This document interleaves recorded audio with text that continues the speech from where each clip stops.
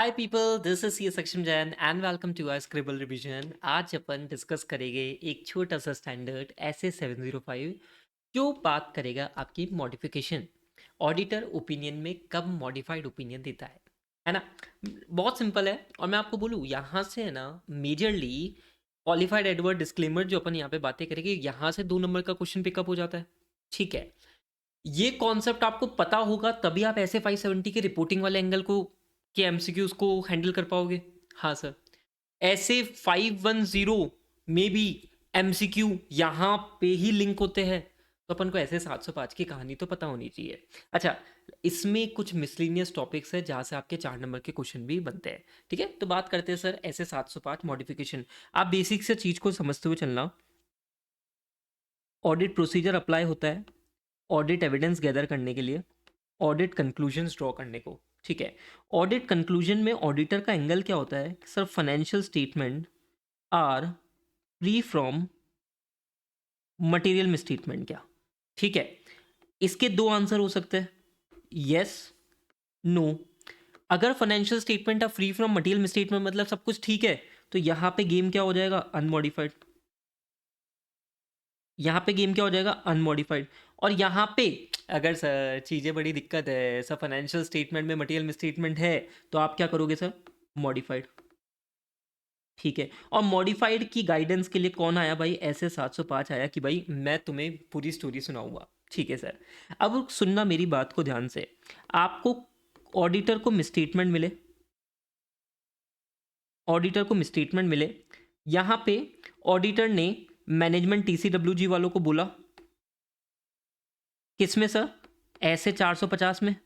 ठीक है, management TCWG वालों ने करेक्ट कर दिया, ओके, बट अनकरेक्टेड रह गए ना, तो अपन एंगल किसका पकड़ते हैं? ऐसे 705 का। आप बात को समझो, मिसस्टेटमेंट करेक्ट हो गए तो बात ही खत्म हो गई ना। मिसस्टेटमेंट अनकरेक्टेड है इसलिए अब ऐसे 705 के पास में आए। ठीक है सर। सर, अब अनकरेक्टेड मिसस्टेटमेंट का भी क्या? अनकरेक्टेड मिसस्टेटमेंट का भी क्या? तो यहां पे अपन एंगल और क्या देखते हैं कि ये जो मिसस्टेटमेंट है, क्या ये मटेरियल है?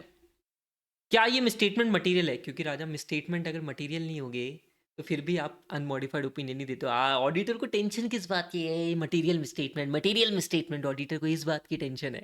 ठीक है, अच्छा, एक एंगल तो आपका ये होता है, एंगल नंबर 1। और दूसरा एंगल होता है कि सर मिसस्टेटमेंट मटेरियल के साथ में क्या परवेजिव भी है? क्या परवेजिव भी है? Angle number 2। और इसके बेसिस पे पूरी कहानी डिसाइड होती है। ठीक है क्या? हाँ सर, मतलब you give opinion, you give modified opinion on the basis of these things. ठीक है सर। हाँ, अभी है ना, आपको एक चीज बोलता हूँ, मॉडिफाइड ओपिनियन 3 टाइप्स के होते हैं, क्वालिफाइड, एडवर्स और डिस्क्लेमर। ठीक है सर, अनमॉडिफाइड ओपिनियन की बातें अपन अब करेंगे ही नहीं। आपको बात समझी क्या? हाँ सर, तो मैंने क्या बोला, 1 मिनट में वापस रिकॉल कर लेते हैं। फाइनेंशियल स्टेटमेंट आप free from material misstatement, no worry, unmodified opinion दे दो। Financial statement are not free from material misstatement, आप मॉडिफिकेशन की तरफ जाओगे। मॉडिफिकेशन में हम जो मॉडिफाई करेंगे that is qualified adverse disclaimer. इसमें हमारे पास में हमको डिसाइड करना है, और यही आपके एमसीक्यू में टारगेट होता है कि क्या वो मिसस्टेटमेंट मटेरियल है क्या, क्या वो मिसस्टेटमेंट मटेरियल के साथ में परवेजिव है क्या। उसके बेसिस पे your opinion will be decided. Is this clear? हाँ सर, हम ये सारी बातें अभी अपन कर लेंगे। Done sir, clear? हाँ, तो आओ ऐसे 705 की स्टोरी अपन डिस्कस करते हैं। ठीक है, परवेजिव का मतलब अभी मैं समझा देता हूँ, सुनना। ऐसे 705 में सबसे इंपॉर्टेंट आपका फर्स्ट ही टॉपिक है ऑब्जेक्टिव। अब आपको क्लियरली एग्जाम में पूछा जाता है कि भाई ऑब्जेक्टिव बताओ ऑडिटर का एज पर ऐसे 705। अब 705 का नाम क्या है? मॉडिफिकेशन। तो ऑडिटर इस स्टैंडर्ड के बेसिस पर ऑडिटर का क्या ऑब्जेक्टिव होगा? मॉडिफाई करना opinion. To modify opinion, that is our objective.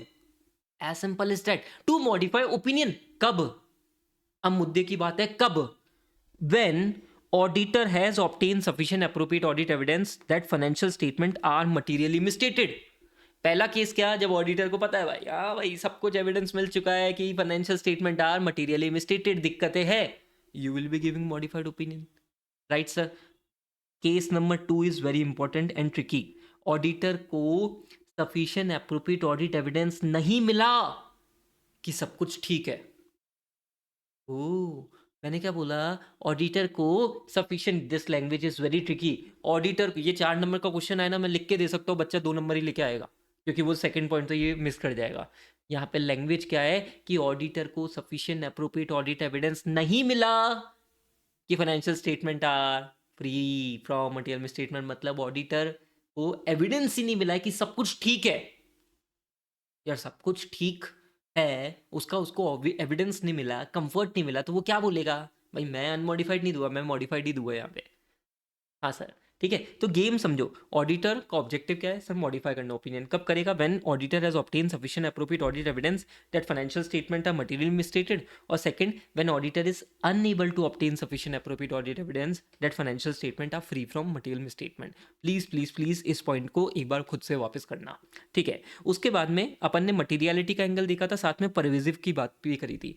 Pervasive मतलब पूरे फाइनेंशियल स्टेटमेंट में फैला हुआ.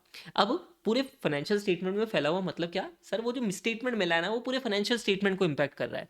That is we called pervasive. अब परवेजिव के लिए देखो इन्होंने क्या बोला. It is not confined to individual item of financial statement. उस मतलब ऑडिटर को सर डेटर में भी मिसस्टेटमेंट मिले, प्रॉपर्टी प्लांट एंड इक्विपमेंट में भी मिसस्टेटमेंट मिले, तो स्टॉक में भी दिक्कतें मिली है. That is what pervasive. ठीक है. मतलब यार यहाँ पे थोड़ा मामला गंभीर है, भयंकर गंभीर है. हाँ सर. अच्छा, सेकंड पॉइंट इन्होंने क्या बोला कि पहला तो बोला not confined to individual items in financial statement. फिर इन्होंने दूसरा पॉइंट क्या बोला? If confined to individual item, suppose करो डेटर, पर वो डेटर है ना, सपोज करो एग्जांपल के लिए टोटल असेट का 60% है. यार अब टोटल असेट का 60% है, मतलब कहना है सेम मिसस्टेटमेंट अगेन सर पूरे फाइनेंशियल स्टेटमेंट में फैला हुआ है. It is impacting substantial portion of financial statement. Answer is yes. और आंसर इज यस. अगेन आप इसको क्या बोलोगे कि sir this misstatement is pervasive, फैला हुआ है. एंड तीसरा होता है कि अगर कोई पर्टिकुलर डिस्क्लोजर जो फंडामेंटल है to user understanding of financial statement, उनमें भी दिक्कतें हैं, तो भी आप क्या बोलते हो उसको कि सर मिसस्टेटमेंट है ना, परवेजिव इंपैक्ट है इसका. ठीक है. 3 marks question can be asked on this topic. Sir कब मिसस्टेटमेंट को अपन परवेजिव का एंगल बोलेंगे? When it is not confined to individual item. Suppose it is confining to individual item, but that individual item is impacting substantial portion of financial statement. Example debtor का दे देना, 60% वाला. 60% is your major criteria. अभी ये मत याद कर लेना sir 60% 70%. Obviously auditor has to take a professional judgement. ठीक है. एंड थर्ड पॉइंट है in relation to disclosure, that particular disclosure is fundamental to user understanding of financial statement. Clear क्या sir? Now you will be giving 3 opinion, qualified, adverse, disclaimer. Point is very much clear. ठीक है sir. अब राजा मेरी बात को सुनना. Qualified opinion कब देते हैं, एडवर्स कब देते हैं, डिस्क्लेमर कब देते हैं, ये अपन समझ लेते हैं. इधर आ जाओ. सिंपल. ऑडिटर क्वालिफाइड कब देता है? जब उसको सफिशिएंट एप्रोप्रिएट ऑडिट एविडेंस मिल गया है. सफिशिएंट एप्रोप्रिएट ऑडिट एविडेंस मिल गया है कि फाइनेंशियल स्टेटमेंट में जो मिसस्टेटमेंट है ना वो मटेरियल है. ठीक है. सिंपल. परवेजिव नहीं, केवल मिसस्टेटमेंट मटेरियल है. या सेकंड केस इसका ये होता है कि उसको सफिशिएंट एप्रोप्रिएट ऑडिट एविडेंस नहीं मिला है. मेरे हिंदी पे फोकस करना. सफिशिएंट एप्रोप्रिएट ऑडिट एविडेंस नहीं मिला है, बट ऑडिटर को लगता है कि सर ये जो मिसस्टेटमेंट है ना, ये कुड भी मटेरियल होगा. आप लैंग्वेज पकड़ रहे हो? Could be material. ठीक है. मैं अभी इसकी लैंग्वेज पढ़ा हुआ तुम्हें. सफिशिएंट एप्रोप्रिएट ऑडिट एविडेंस नहीं मिला है कि मिसस्टेटमेंट कुड बी मटेरियल. ठीक है. पॉसिबल इफेक्ट, यहाँ पे लैंग्वेज यूज होती है पॉसिबल इफेक्ट. यहाँ पे अपन क्वालिफाइड देते हैं. ठीक है सर. एडवर्स कब देते हैं? एडवर्स अपन तब देते हैं जब ऑडिटर को सफिशिएंट एप्रोप्रिएट ऑडिट एविडेंस मिल गया है कि जो मिसस्टेटमेंट है ना भाई साहब, ये मिसस्टेटमेंट मटेरियल के साथ में परवेजिव भी है. ठीक है सर. ठीक है. और डिस्क्लेमर कब देते हैं? डिस्क्लेमर कब देते हैं? जब ऑडिटर को सफिशिएंट एप्रोप्रिएट ऑडिट एविडेंस नहीं मिला है, पर उसको लगता है कि सर मिसस्टेटमेंट का possible impact will be material plus pervasive. Possible effect. आप समझ रहे हो? उसको लग रहा है ऐसा कि नहीं यार ये मटेरियल प्लस परवेजिव होगा. That is a situation of disclaimer. मतलब गेम क्या है, अगर केवल मटेरियल है, चाहे तुम्हें एविडेंस मिला है या नहीं मिला है, क्वालिफाइड दे दो, ठीक है। बट तुम्हें एविडेंस मिल गया कि सर मटेरियल प्लस परवेजिव है, you have obtain the evidence, give adverse opinion. Sir इसका बेस्ट एग्जांपल जो आपके एग्जाम में आएगा कि एंटिटी को गोइंग कंसर्न की अकाउंटिंग करनी थी, बट एंटिटी ने लिक्विडेशन की अकाउंटिंग कर दी। उल्टा बोल दिया मैंने, उल्टा एग्जाम में उल्टा पूछेगा इसका, एंटिटी को लिक्विडेशन अकाउंटिंग करनी थी पर एंटिटी ने गोइंग कंसर्न की अकाउंटिंग कर दी, सब कुछ गड़बड़ हो गया, सफिशिएंट एप्रोप्रिएट ऑडिट एविडेंस मिल गया, मिस्टेट में मटेरियल प्लस परवेजिव, क्योंकि सब कुछ ही गड़बड़ हो गया ना, लिक्विडेशन की जगह गोइंग कंसर्न कर दिया, तो आप क्या दोगे, adverse. And disclaimer is a position of no opinion only, कि you have not obtain sufficient appropriate audit evidence, but तुमको ऐसा लग रहा है ऐसा possible effect of misstatement could be material plus pervasive, that is the tricky case. ठीक है ना। मैं तुम्हें एक बार बस ये बोलता हूँ कि तुम्हें क्या करना है, इस लैंग्वेज पे फोकस करना है, एक बार जल्दी से इस लैंग्वेज पे फोकस कर लो। देखो द क्वालिफाइड में मैं तुम्हें लैंग्वेज दिखा रहा हूँ, the auditor is unable to obtain sufficient appropriate audit evidence on which to base the opinion, but the auditor concludes that possible effect on the financial statement of undetected misstatement if any could be material but not pervasive. ये qualified में था। Disclaimer में क्या language use करिए, auditor concludes that the possible effect on the financial statement of undetected misstatement if any could be both material and pervasive। आपको बात समझ में आती है क्या, दैट इज योर डिस्क्लेमर का केस। राजा एक ये एक्सट्रीमली रेयर सिचुएशन समझना, जहाँ पे आपको क्या, जहाँ पे आपको मेरी बात को सुनते हुए चलना बस, जहाँ पे आपको है ना, आपको एविडेंस तो मिल गया है कि सर दिक्कतें हैं, दिक्कतें हैं, बट वो प्रॉब्लम क्या हो रही है, इतनी अनसर्टेनिटीज क्रिएट हो गई है ना, इतनी अनसर्टिनिटीज क्रिएट हो गई है कि मतलब यहाँ भी दिक्कत, वहाँ भी दिक्कत, यहाँ भी दिक्कत, तो ऑडिटर को समझ ही नहीं आ पा रहा, auditor is not in a position to give opinion. तो ऐसे केस में भी है ना, this is a extremely rare situation, auditor क्या देता है, डिस्क्लेमर देता है, क्योंकि बहुत ज़्यादा अनसर्टिनिटीज इन्वॉल्व होती है, बहुत ज़्यादा अनसर्टिनिटीज इन्वॉल्व होती है, पोटेंशियल इंटरेक्शन ऑफ मिसस्टेटमेंट होता है। ऐसे केस में ऑडिटर बड़ा परेशान हो जाता है, भाई मैं ओपिनियन दूँ क्या, although I have obtained sufficient appropriate audit evidence, but auditor is not in a position to give opinion। ऐसे केस में भी वो डिस्क्लेमर ही देता है, this is in very extremely rare circumstances. हाँ sir, done. Then which type of opinion is appropriate, ये मैंने तुम्हें बता ही दिया कि डिपेंड्स ऑन टू थिंग्स, क्या वो मिस्टेट में मटेरियल है या परवेजिव है। ठीक है, अब तीसरा केस है, टॉपिक नंबर 3, वेरी इंपॉर्टेंट, इधर देखो। सपोज करो मैनेजमेंट ने ऑडिटर पे कुछ लिमिटेशन इम्पोज करी है, कुछ लिमिटेशन इम्पोज करी है, जिसके कारण ऑडिटर भाई साहब सफिशिएंट एप्रोप्रिएट ऑडिट एविडेंस नहीं ले पा रहा। अब तुमको पता है sir sufficient appropriate audit evidence नहीं ले पा रहा, तो क्वालिफाइड या डिस्क्लेमर की तरफ अपन बढ़ेंगे, सर व्हाई नॉट एडवर्स, और sir sufficient appropriate audit evidence नहीं मिला ना, ठीक है, तो you will be going for qualified और डिस्क्लेमर। हाँ सर, अब मैं बोलता हूँ सर क्वालिफाइड डिस्क्लेमर पे जाने से पहले एक बार मैनेजमेंट को रिक्वेस्ट कर, मैनेजमेंट यार रिमूव कर दे ये लिमिटेशन, क्यों फालतू की नेतागिरी कर रहा है। ठीक है सर, मैनेजमेंट ने लिमिटेशन रिमूव कर दी, ओके, पर मैनेजमेंट ने लिमिटेशन रिमूव नहीं करी, तो तुम किसके पास में जाओगे, सर हम TCWG वालों के पास में जाएंगे। सर TCWG वालों ने लिमिटेशन रिमूव कर दी, ओके, अगर TCWG वालों ने रिमूव नहीं करी तो obviously sir in that case आपको क्वालिफाइड या डिस्क्लेमर पे जाना पड़ेगा। हाँ सर, अब ऑब्वियसली मिसस्टेटमेंट का अगर तुम्हें पॉसिबल इफेक्ट, देखो लैंग्वेज फोकस करो, possible effect, why possible effect, क्योंकि you are unable to obtain sufficient ना, तो this is a technical case है ना, ये मैं क्लास में भयंकर टेक्निकलिटी से पढ़ाता हूँ, बट तुम इतना फोकस करके ये मिस कर जाते हो, है ना। तो case number A, when auditor is unable to obtain sufficient appropriate audit evidence, और उसको लगता है सर मिसस्टेटमेंट का जो पॉसिबल इफेक्ट होगा ना केवल मटेरियल होगा, तो क्वालिफाइड करना, बट अगर उसको लगता है सर मटेरियल प्लस परवेजिव होगा ना, तो आपको पता है सर डिस्क्लेमर देना है, आपको पता है सर डिस्क्लेमर देना है, ऑप्शन नहीं बचा है ना, लास्ट ऑप्शन था सर ये, पर डिस्क्लेमर देने से पहले ना इंस्टीट्यूट क्या बोलता है, रेफर नोट नंबर 1, इंस्टीट्यूट क्या बोलता है कि सबसे पहले तुम विड्रॉ करने की सोचना, डिस्क्लेमर छोड़ो, पहले तुम विड्रॉ करने की सोचो, और विड्रॉ करो ना तो TCWG वालों को बताना, TCWG वालों को ये पूरी कहानी बताना, और बताना कि इसका पॉसिबल इम्पैक्ट क्या होगा। ठीक है, हाँ सपोज कर तेरा विड्रॉ पॉसिबल नहीं है तो फिर डिस्क्लेमर दे देना, ठीक है, this is a special case.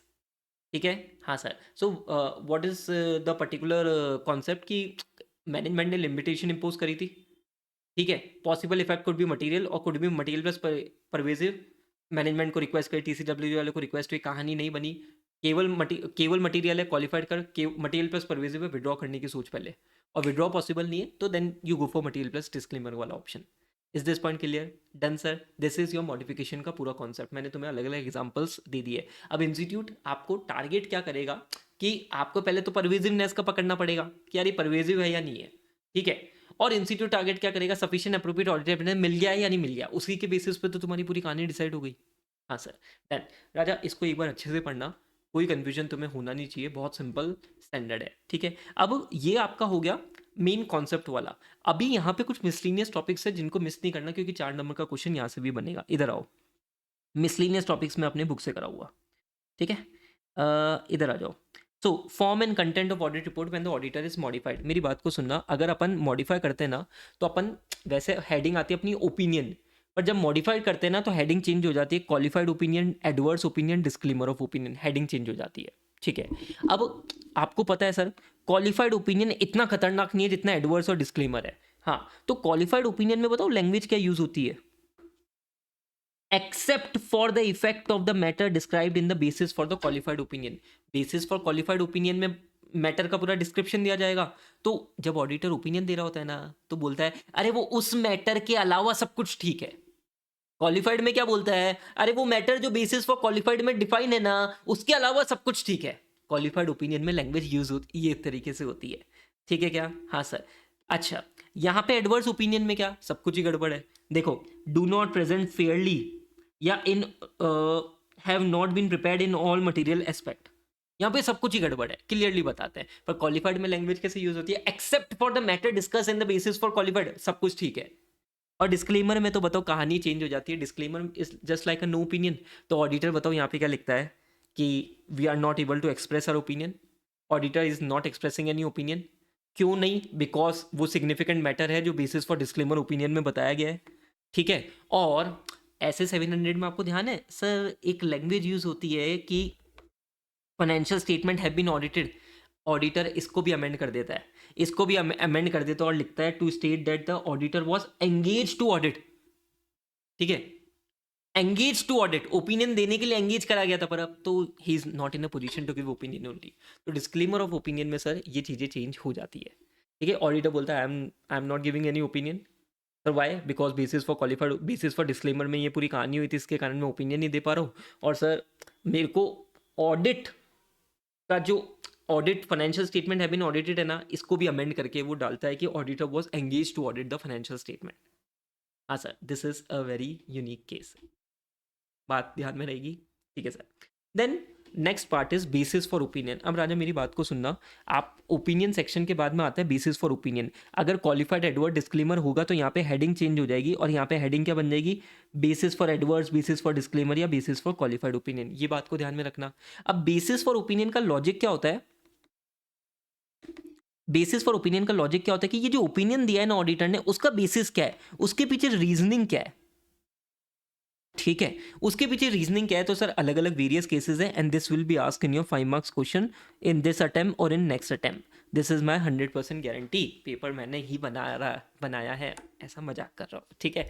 ये क्वेश्चन आज तक आया नहीं है, आपको किसी क्वेश्चन बैंक में भी नहीं मिलेगा, बट आई थिंक ये क्वेश्चन कभी भी इंस्टीट्यूट हिट कर सकता है, ठीक है। तो अपन डिस्कस करते हैं, मेरी बात को सुनना। सपोज कर फाइनेंशियल स्टेटमेंट में you are giving a modified opinion, उसके पीछे जो मिसस्टेटमेंट है ना, that is particularly relating to specific amount की, भाई 5 करोड़ में 5 करोड़ का मिसस्टेटमेंट है। अगर ऑडिटर क्वांटिफाई कर सकता है तो ऑडिटर को क्या करना है, ऐसे केस में स्पेसिफिक अमाउंट में ऑडिटर को अपने बेसिस फॉर क्वालिफाइड एडवर्स और डिस्क्लेमर वहां पे उसको बताना है कि भाई क्वांटिफाई करना है, डिस्क्रिप्शन देना है, ठीक है। भाई ये कहानी थी, ये कहानी थी, इसमें इतना मिसस्टेटमेंट था, उसको स्पेसिफिक अमाउंट बताना है, ठीक है sir. Sir it is very much practicable कि ऑडिटर वो क्वांटिफाई नहीं कर पा रहा है, ऑडिटर इज नॉट प्रैक्टिकली और not able to quantify the amount. तो ऐसे केस में ऑडिटर क्या करता है, ऑडिटर बता देता है कि I am not able to quantify the amount, auditor shall so state in this section, ठीक है सर, इजी। हाँ, तीसरा केस ये हो सकता है कि सर कोई पर्टिकुलर अमाउंट की जगह कोई डिस्क्लोजर में गलती करी है मैनेजमेंट ने कोई डिस्क्लोजर में गलती करी है, तो ऑडिटर है ना, सिंपल है, बता देगा कि सर ये डिस्क्लोजर में गलती मैनेजमेंट ने कैसे करी है, वो बता देगा, how the disclosures are misstated. आपको बात समझी सर, ये था स्पेसिफिक अमाउंट से रिलेटेड, तो क्वांटिफाई करना था, अगर नहीं कर पा रहे तो बता दो, ठीक है। डिस्क्लोजर में गलती है तो ऑडिटर ये बता देगा कि सर डिस्क्लोजर में मैनेजमेंट ने क्या गलती करी है, कैसे गलती करी है, ठीक है सर। सो फोर्थ केस है जो आपके एग्जाम में 4 नंबर का बन सकता है स्पेसिफिकली। ऑडिट मैनेजमेंट है ना, डिस्क्लोजर ही ओमिट कर गया है। मैनेजमेंट डिस्क्लोजर ही ओमिट कर गया है, तो ऐसे केस में राजा है ना, ऑडिटर बताओ क्या करता है। ठीक है। हाँ, ऐसे केस में ऑडिटर है ना, बताओ क्या करता है। सबसे पहले मैनेजमेंट या टीसीडब्ल्यूजी कुछ भी बोल लो, उनके साथ में ये मैटर को डिस्कस करता है। Discuss the non disclosure with TCWG. ठीक है। अच्छा, फिर वो क्या करता है, बेसिस फॉर ओपिनियन सेक्शन में डिस्क्राइब कर देता है पूरी कहानी। अब बताओ, यूजर के लिए तो बड़ी आफत की बात हो गई कि यार ये डिस्क्लोजर मैनेजमेंट ने डिस्क्लोज नहीं करा। हाँ, तो ऐसे केस में ना ऑडिटर को अलाउड है कि जो मैनेजमेंट ने डिस्क्लोजर नहीं करा ना, जो ओमिट कर दिया है ना, वो अपने बेसिस फॉर क्वालिफाइड एडवर्स और disclaimer what ever be the case, वहां पे वो डिस्क्लोजर को बता सकता है। ओनली ओनली कि भाई मोदी जी ने मना नहीं कर रखा, लॉ रेगुलेशन ने उसको रोका नहीं हो, और he has obtain the sufficient appropriate audit evidence about the omitted disclosure. In that case it is allowed auditor को कि भाई वो ओमिटेड डिस्क्लोजर को डाल दे। अरे यूजर नहीं तो परेशान होगा यार, वो डिस्क्लोजर करा नहीं, ये बोला डिस्क्लोजर की वजह से मैं ओपिनियन मॉडिफाई कर रहा हूँ, अरे चक्कर क्या है, तो ऑडिटर तू डिस्क्लोजर डाल दे। अलाउड है, अनलेस मोदी जी ने तुझे रोक नहीं लिया, लॉ रेगुलेशन ने तुझे रोक नहीं लिया, और तुझे सफिशिएंट एप्रोप्रिएट ऑडिट एविडेंस मिल गया अबाउट द ओमिटेड डिस्क्लोजर। क्या ये बात आपको समझ में आती है? हाँ सर। सर ये जितने भी चारों केसेस है, टेक्निकल पॉइंट आपको बताऊँ तो यहाँ पे ऑडिटर को सबको सफिशिएंट एप्रोप्रिएट ऑडिट एविडेंस मिल गया है। ये जो पांचवा केस है ना, यहाँ पे सफिशिएंट एप्रोप्रिएट ऑडिट एविडेंस नहीं मिला है, और इसलिए आप सपोज करो मॉडिफिकेशन कर रहे हो, तो आप है ना basis for what ever mid the case, आप वहाँ पे बता दो कि ऑडिटर को सफिशिएंट एप्रोप्रिएट ऑडिट एविडेंस नहीं मिला है, एंड अपना रीजन साथ के साथ में बता दो। क्या ये बात आपको क्लियर है क्या? सर बेटा राजा, this is very very important point, मैं आपको बोल रहा हूँ। जब ये पेपर में आएगा ना, तो सब हल्ला करेंगे, देखो ये क्वेश्चन आ गया, क्वेश्चन आ गया, क्वेश्चन आ गया। मैं आपको आज बोल रहा हूँ, आज बोल रहा हूँ, नेक्स्ट अटेम्प्ट या अगले अटेम्प्ट ये क्वेश्चन आना है। आना है मतलब आना है, ये 5 नंबर का क्वेश्चन। और जब ये आएगा ना, जब तुम चिल्लाओगे पेपर टफ आ गया, पेपर टफ आ गया, फर्जी पेपर, फर्जी होता है ये क्वेश्चन। ठीक है, और स्पेसिफिकली ये क्वेश्चन तुम्हें बोल रहा हूँ, माहौल वाला क्वेश्चन होगा। ठीक है, हाँ सर। देन लास्ट टॉपिक है अपना, description of auditor responsibility in case of disclaimer and opinion. Auditor responsibility बहुत बड़ा था, ऐसे 700 में अपन ने देखा था। When auditor is giving disclaimer ना, तो ऐसे केस में ऑडिटर की रिस्पॉन्सिबिलिटी पूरी की पूरी अमेंड हो जाती है, और केवल 3 चीजें आती है। सर क्या क्या 3 चीजें आती है? ऑडिटर की रिस्पॉन्सिबिलिटी थी ऑडिट कंडक्ट करना on the basis of standard on auditing, first point. Auditor की इंडिपेंडेंस, ऑडिटर इंडिपेंडेंट है, उसने कंप्लायंस विद एथिकल रिक्वायरमेंट करा के, सेकंड पॉइंट। और तीसरा पॉइंट ये आता है कि a statement that however because of the matter, basis for disclaimer में जो मैटर होता है ना, उसके कारण auditor was not able to obtain sufficient appropriate audit evidence to provide a basis for an audit opinion on the financial statement. मतलब आप समझो सर, ऑडिटर की रिस्पॉन्सिबिलिटी जो बहुत सारी बड़ी थी, disclaimer is a position of no opinion only, ऐसे केस में सर बहुत सारी चीज़ें अमेंड हो जाती है, यहाँ पे ऑडिटर की रिस्पॉन्सिबिलिटी भी अमेंड हो जाती है। ये बात को ध्यान में रखते हुए चलना है। मतलब क्या हुआ, केवल और केवल 3 पॉइंट, एक इंडिपेंडेंस से रिलेटेड पॉइंट, एक ऐसे वाला पॉइंट आ गया, और तीसरा पॉइंट आ गया कि बेसिस फॉर जो भी डिस्क्लेमर ऑफ ओपिनियन में जो पैराग्राफ है ना, उसके कारण auditor sufficient appropriate audit evidence gather नहीं कर पाया, and that is the case. ठीक है, डन।